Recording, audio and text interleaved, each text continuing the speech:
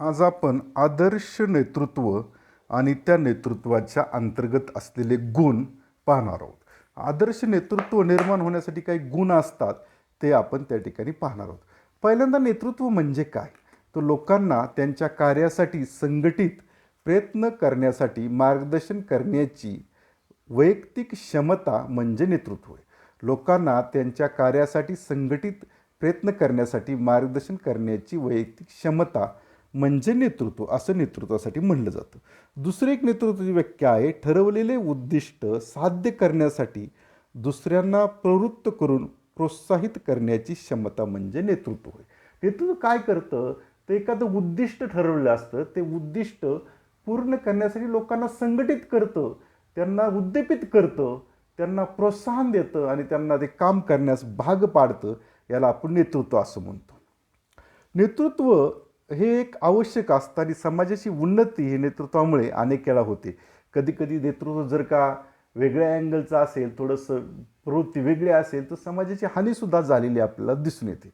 ज्यावेळेस अनेक लोक एकत्र येतात व समान उद्दिष्ट साध्य करण्यासाठी प्रयत्न करतात, त्यावेळेस त्यांच्या प्रयत्नांना दिशा देणं आवश्यक असतं आणि त्यासाठी कुणीतरी पुढाकार घ्यावा लागतो. थोडक्यात जो पुढाकार घेणारा जो व्यक्ती असतो त्यालाच आपण नेतृत्व असं म्हणतो. हा नेतृत्व करणारा व्यक्ती काय करतो? समूहाला एकत्र आणतो, समूहाला मार्गदर्शन करतो, समूहाला आदेश देतो, त्यांना बरोबर घेऊन जातो, त्यांच्या शक्तीचं संघटन करतो, त्यांना समान उद्दिष्ट साध्य करण्यासाठी प्रयत्न करतो. ही सगळी कामे नेतृत्व करत असतं. तर हे जे नेतृत्व आहे, हे नेतृत्व निर्माण होण्यासाठी नेतृत्वाच्या अंगी काहीतरी गुण असणं आवश्यक असतं. तर कुठले गुण नेतृत्वासाठी आवश्यक असतात? एक म्हणजे नेतृत्व हे गतिमान व्यक्तिमत्व असणं आवश्यक आहे. नेतृत्वाकडे गतिमान व्यक्तिमत्व असणं आवश्यक आहे. असं गतिमान व्यक्तिमत्व असेल तरच अनुयायांवर त्या नेतृत्वाचा प्रभाव पडतो आणि नेतृत्व स्वतःचं उद्दिष्ट साध्य करू शकतो. नेतृत्वाजवळ दूरदृष्टी असणं आवश्यक आहे. नेतृत्वाला अनेक निर्णय हे भविष्यकाळासाठी घ्यावे लागतात आणि भविष्यकाळामध्ये कशी परिस्थिती येऊ शकते याचा अंदाज नेतृत्वाला बांधणं आवश्यक आहे आणि त्यासाठी नेतृत्वाजवळ दूरदृष्टी ही असणं आवश्यक आहे. नेतृत्वाजवळ साहस आणि धैर्य असलं पाहिजे.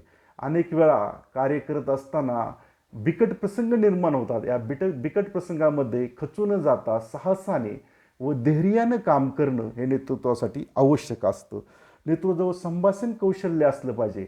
आपल्याला जे माहीत आहे, आपल्याला जे ज्ञान आहे, ते ज्ञान इतरांना समजावून सांगण्याचं कौशल्य नेतृत्वाजवळ असणं आवश्यक आहे. लोकांच्या भावना, अडीअडचणी समजावून घेता आल्या पाहिजेत. तोच व्यक्ती नेतृत्व हा करू शकतो. याशिवाय नेतृत्वाला संघटन कौशल्य असलं पाहिजे.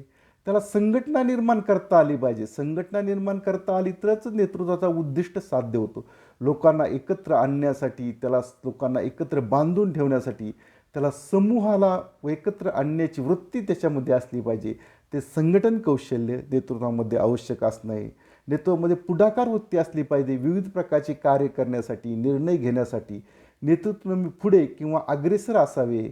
म्हणजे त्या दृष्टीने त्याने प्रयत्न केले पाहिजे. तर अग्रेसर असेल, पुढाकार घेऊ शकते, तर अशाच लोकांचे लोक नेतृत्व स्वीकारतात, अन्यथा स्वीकारत नाहीत. त्याच्याजवळ सहकार्य व तडजोड वृत्ती असली पाहिजे. लोकांना सहकार्य करणे, त्यांचे प्रश्न सोडवणे, त्याचबरोबर उद्दिष्ट साध्य करण्यासाठी मदत मिळवणे हे नेतृत्वाजवळ असणं आवश्यक आहे. हे गुण असले प्रसंगी काही वेळा तडजोड करावी लागते. ती तडजोड करण्याची वृत्ती आपलं थोडं साईडला सोडून, आपलं मत थोडं बाजूला सारून लोकांचं मत ऐकण्याची, तडजोड करण्याची वृत्ती नेतृत्वाजवळ असणं आवश्यक आहे. नेतृत्व हे नीतिमत्ता व प्रामाणिकपणा त्याच्याकडे असलं पाहिजे. नेतृत्व काम करण्यासाठी प्रामाणिकपणा असावा. असं असेल तर लोक त्याच्यावरती विश्वास ठेवतात, अन्यथा नाही. मग त्याच्यावर नेतृत्वाजवळ प्रामाणिकपणा असला पाहिजे. हे गुण त्यासाठी आवश्यक आहेत. याशिवाय नेतृत्वाला शिस्त व चारित्र्य त्याच्यामध्ये असलं पाहिजे. तो शिस्तप्रिय असला पाहिजे.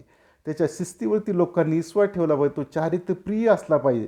तो चारित्र्यप्रिय असेल तर लोकांना एकंदर त्याचं काम, त्यानं सांगितलेली जी काही उद्दिष्ट आहे त्याच्यावरती लोकांचा विश्वास बसतो. तो न्याय व समतेचा पुरस्कार करता असला पाहिजे. त्यानं सर्वांना समान वागणूक दिली पाहिजे. त्यानं समतेचा पुरस्कार हा त्याने केलेला असला पाहिजे.